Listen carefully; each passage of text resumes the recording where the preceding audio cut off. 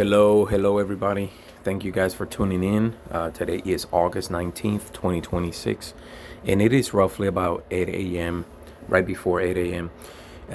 So what you guys are seeing here, I wanted to give you guys a little update on what is happening in the tropics.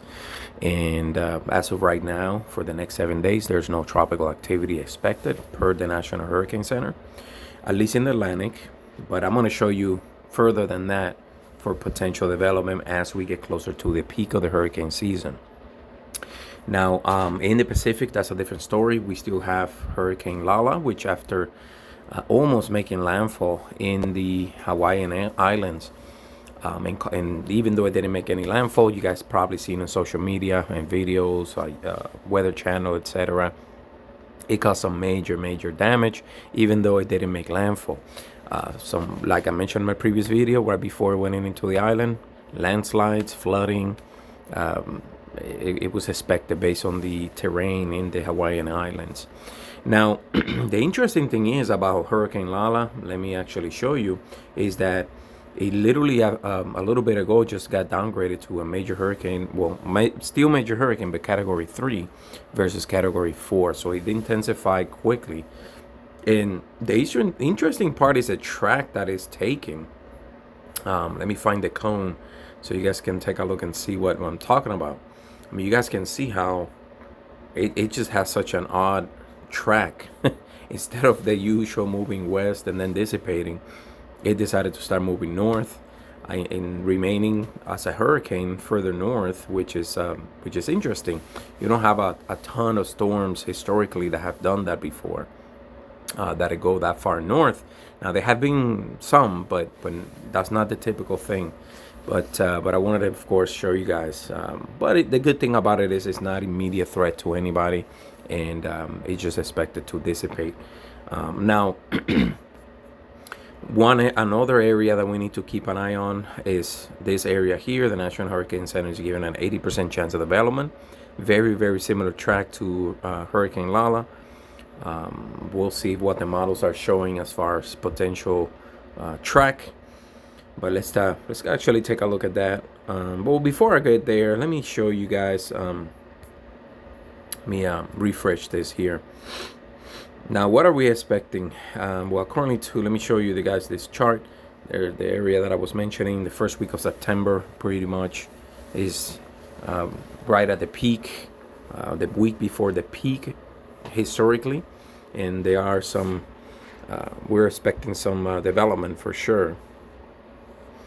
Now let's take a look and see what the conditions are overall. I mean, you guys can see it's for the most part, I mean, for the at least close to the islands and everything, you guys can see that unfavorable conditions. So in other words, a lot of wind shear in the environment.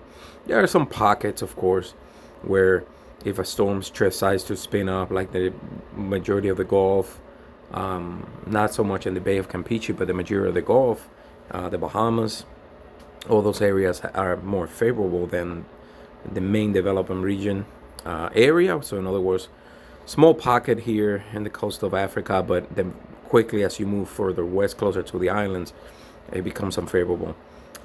But nothing is expected to actually move to that area, so that's a good thing, at least for now, because we're going to look further. And let's take a look and see what the models are saying.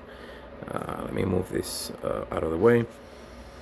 So let's take a look here. According to the GFS as of this morning, if I move in the future, you guys can see a couple of low pressure systems quickly intensifying here.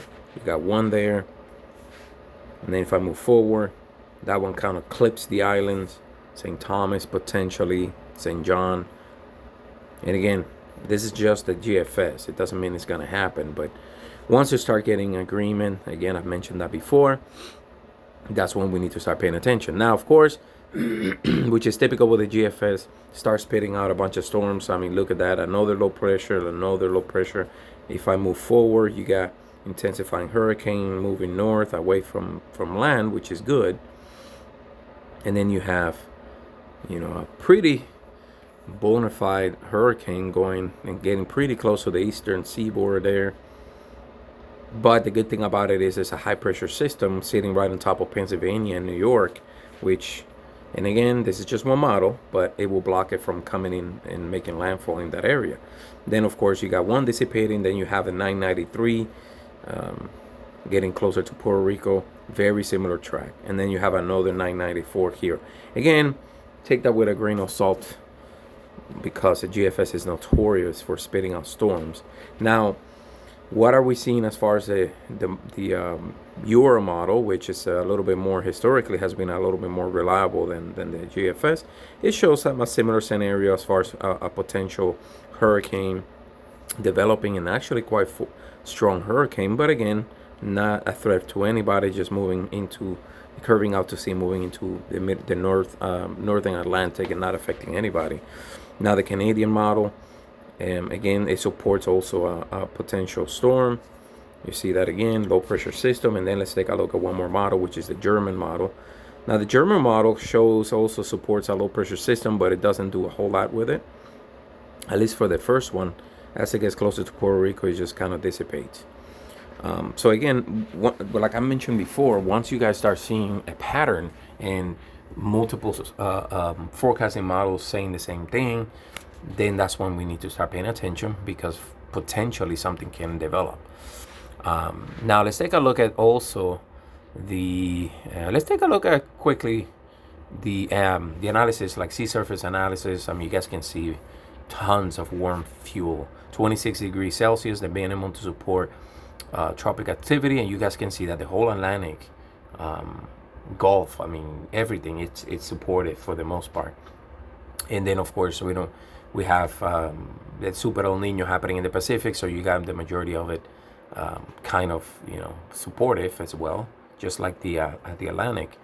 Now if we take a closer look, this is Hawaii right here, and Lala is kind of like going this way, so it still has up to around this area, it has a good pocket of warm water, and then of course it falls off of the cliff, and then it drastically cools down the water. So, and again, that's why on the map that I showed you guys earlier, you guys can see that it kind of just zigzags out a little bit there, and then it's expected to dissipate. But let's take a look at what is happening with Lala. Let's take a look at the satellite imagery. You guys can see a formidable storm. Look at that well-developed eye. Pretty decent looking storm there, if you ask me. And let's see what the spaghetti models show. So again, remember on the other heat map, around right there roughly is when it kind of falls off the cliff, and it really cools down. So it's not expected to intensify any further. It's just expected to basically start weakening from here as it moves further north, which is expected. Cooler temperatures, not supportive of tropical development. But wanted to bring you guys this update and attention to what is happening right now as we approach the peak of the season in mid-September. Historically, third week of August, a lot of storms have developed in the past. So we're approaching that particular third week of August, and we'll see if we get any development, at least in the Atlantic. That is closer to home in our case. And some of you folks are probably in the Pacific, potentially in Hawaii. You guys obviously are going through your own set of problems with Lala, and potentially are going to see another storm. And that's actually, I just remember, let me show you guys the Central Pacific to see what it's going to happen if we may have something else with that other area that the National Hurricane Center is looking at. According to the GFS, there it is, 997, 972, again, hurricane.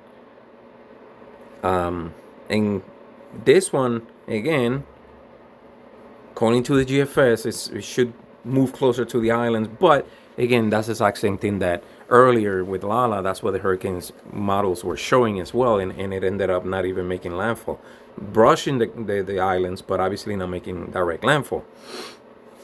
Now let's take a look at the Euro, like the European similar scenario. Not nowhere near as strong, 1,004 millibars, so that's a weak storm. But the problem here may be, if it gets that close, and even if it's not that strong, is the fact that you guys have been battered already in Hawaii, very, very similar areas. And then you guys don't need a bunch more rain or wind from anything else, obviously.